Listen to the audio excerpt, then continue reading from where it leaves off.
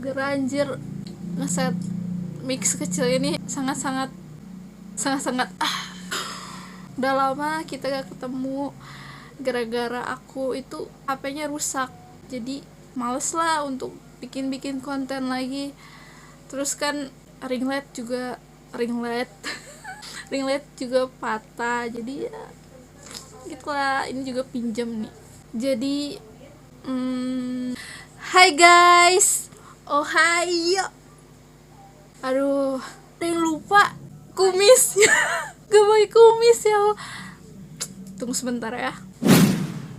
Jadi udah ada kumisnya. Kadang suka lupa kalau misalkan ke event di Jepangan juga gak pakai kumis. Parah kan? Aduh, gila udah lama banget. Kira-kira udah setengah tahun aku gak post konten-konten gitu. Konten tentang vlog kayak gini sih. Kalau jalan-jalan sih masih. Jadi karena HP aku rusak, jadi aku udah males kayak gitu. Dan aku berdoa gitu kepada Allah biar aku dapat HP pas bulan Januari. Ternyata Oktober udah keburu rusak. Aku beli dong HP yang aku pakai sekarang. Dan apa coba yang terjadi? Pas Januari aku dapat HP lagi. Tahu? Gila, itu suatu doa yang terijabah tepat waktu. Jadi pas Januari aku dapat HP lagi dan alhamdulillah banget. Cuman aku kasihin ke bapakku dan akhirnya dipakai adek aku buat main. Oh, belum opening. Hai guys, ohayo. Dah, kan aku sempat pindah kerja dari wilayah di Karangtengah ke Selabatu. Dan tahu gak, semua orang yang ada di Selabatu, enggak semua orang panggil aku Ohayo gara-gara lihat YouTube channel ini gitu. Dan aku malu. Tapi aku jadi seneng karena semua orang jadi kenal sama aku. Nah, jadi semua orang di puskesmas tempat aku kerja manggil aku Ohayo. Dan gak tahu artinya apa. Jadi Ohayo itu selamat pagi ya. Jadi kalau misalkan orang Jepang tuh sebenarnya ada 3. Ada selamat pagi, siang, malam itu beda. Pagi itu Ohayo, yang kedua itu Konnichiwa, yang ketiga itu Konbanwa. Cuman kalau misalkan di tempat kerja mereka sering bilangnya pagi, siang, malam itu Ohayo karena semangat pagi gitu. Jadi walaupun udah malam masih semangat pagi. Gila, keren banget kan? Jadi kita harus mencontoh hal-hal baik dari negara lain. Nah, jadi aku bakal bahas tentang yang saat ini ada dan terjadi di Indonesia, yaitu vaksin COVID-19. Apa saja sih yang bakal aku sampaikan ke kalian?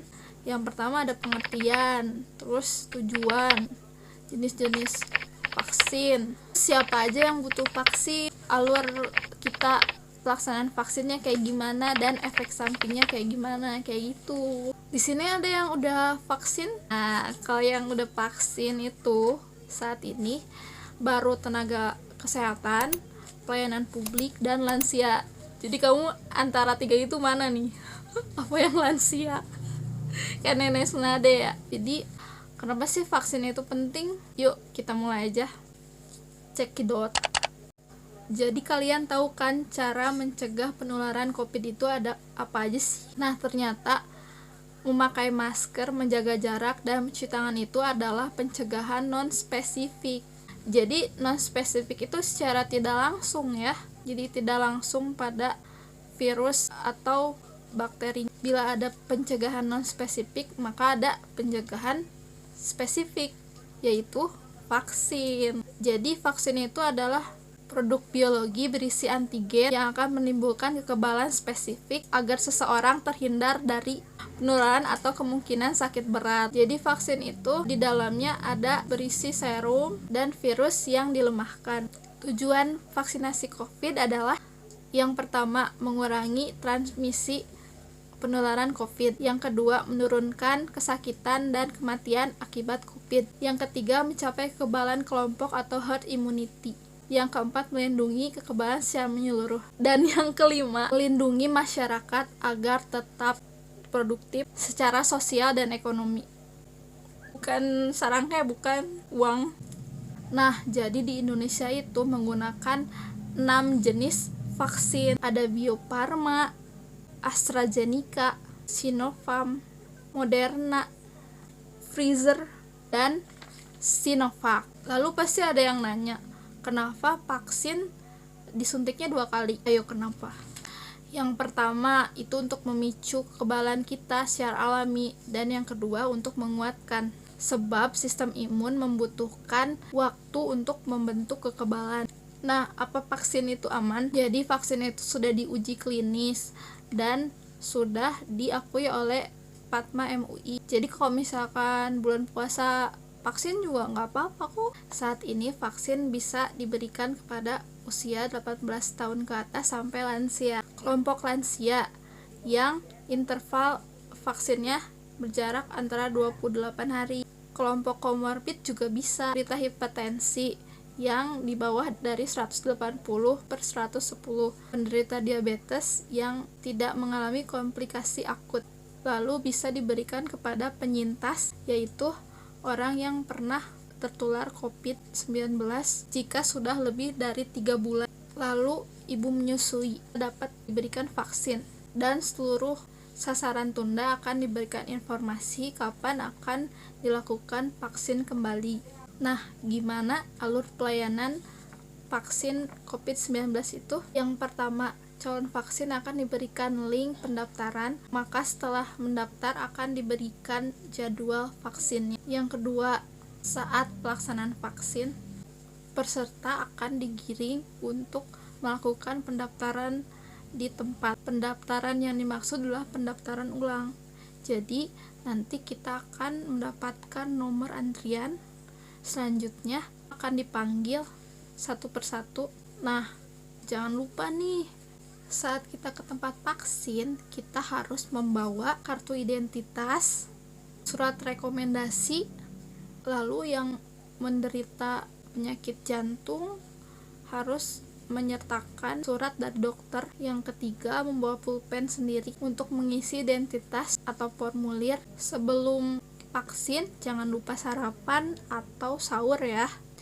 Nah, setelah kita dipanggil sesuai nomor antrian, kita akan dihadapkan pada meja rechecking. Meja rechecking itu adalah meja untuk mencari nomor NIK kita apabila sudah terdaftar atau belum. Bila sudah terdaftar, maka akan diarahkan ke meja registrasi, dan bila tidak, ke meja verifikasi. Gitu. Dari meja registrasi atau verifikasi itu, kita nanti langsung masuk ke meja screening. Meja screening itu ada 2. Yang pertama, meja screening untuk pemeriksaan tekanan darah dan gula darah sewaktu. Lalu yang kedua adalah screening pemeriksaan dokter. Nanti kita diwawancara apa saja yang ada di formulir. Biasanya kalau misalnya kita tekanan darahnya tinggi, ada 2 kemungkinan. Yang pertama, bisa memang ada riwayat darah tinggi. Yang kedua, karena tegang. Biasanya nih, kalau yang tegang-tegang itu tensinya naik, maka tensi yang tinggi akan dianjurkan untuk menunggu dulu 30 menit. Kalau misalnya masih tetap tinggi, kita merekomendasi untuk pasien atau peserta menunda vaksin, lalu menganjurkan peserta untuk berobat dulu ke fasilitas kesehatan. Bila lolos, maka akan langsung divaksin. Meja untuk vaksinasi itu ada di meja 3 ya. Setelah meja 3, kita akan lanjut ke meja 4, yaitu pencatatan dan pelaporan. Setelah lanjut meja 4, kita akan dihadapkan pada meja observasi. Jadi nanti kita disuruh 30 menit untuk menilai apakah ada efek samping dari pelaksanaan vaksin tersebut. Jadi efek sampingnya itu biasanya ada gatal-gatal, ada pusing, mual, kemerahan, nyeri, pegal, area penusukan, dan demam. Wajar gak sih ada efek samping setelah pelaksanaan vaksin? Ya wajar lah, kita minum obat aja bisa kok kena efek samping. Nah, jadi seperti itu. Orang yang mengalami efek samping berat biasanya kita rujuk ke fasilitas kesehatan. Nanti di sana juga disediakan ada ambulan-ambulan, jadi kalian gak usah takut ada apa-apa gitu. Selanjutnya bila kalian pulang pun kita akan diberi nomor, bila mana kita terjadi efek samping berat kita bisa langsung hubungi nomor tersebut sebagai call center atau hotline. Nah, kapan sih vaksin di Indonesia itu? Sebetulnya bermacam-macam. Kalau di Sukabumi Januari Februari itu untuk tenaga kesehatan, terus Maret sampai April itu untuk pelayanan publik, April sampai Mei sampai sekarang itu lansia, tapi sepertinya lansia masih sedikit targetnya, jadi sepertinya memanjang gitu. Mungkin masyarakat umum bisa mendapatkan vaksin bulan Juni sampai Desember atau lebih gitu ya. Mudah-mudahan dengan adanya info yang aku sampaikan ini bisa membantu kalian sebagai panduan vaksinasi. Pokoknya kalian harus mendapatkan informasi yang valid, no hoax ya. Jadi pantengin kayak website resmi tentang info COVID kayak gitu, dan jangan takut divaksin. Oke, ada yang bilang kalau habis divaksin kita bakal kebal. Apakah benar? Tentu tidak. Kita masih bisa tertular COVID. Tapi dengan adanya vaksin, kita bisa meminimalisir sakit berat atau kemungkinan kematian karena respon tubuh kita sudah mengenali virus tersebut. Jadi tidak ada yang sia-sia kok dengan vaksin. Walaupun misalnya kita terkena virus, kita sudah kuat seperti Naruto. Nah, jadi kalian tahu kan, walaupun kita sudah divaksin, kita masih beresiko. Jadi tetap ya harus mematuhi protokol kesehatan yang 5M. Jadi sekarang tuh 5M ya, bukan 3M lagi. Nah, kalian masih takut untuk vaksin, semangat ya. Nah, mungkin segitu aja penjelasan dari aku, Rena Ruto. Semoga kalian paham dan mengikuti 5M. Jangan lupa ikut vaksin. Selamat menunaikan ibadah puasa, kuatkan iman, kuatkan imun. Jangan lupa subscribe, like, share postingan aku ini ya. Dadah.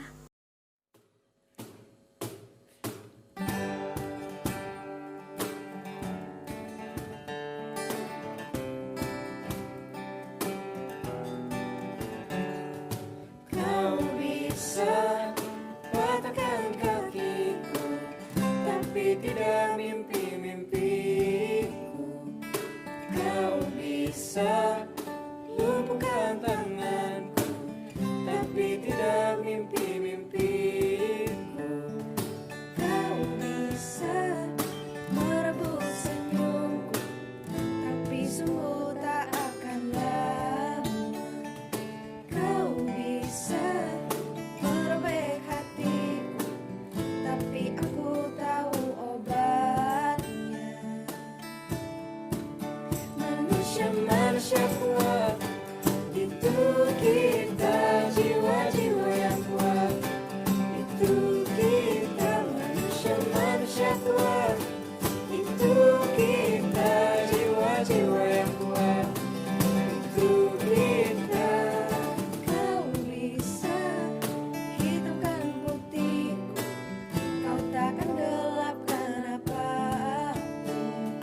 Kau bisa runtuhkan jalanku, kan ku temukan jalan yang lain. Manusia kuat, itu kita. Jiwa-jiwa yang kuat, itu kita. Manusia kuat, itu kita. Jiwa-jiwa yang kuat, itu kita. Bukan kehendaknya.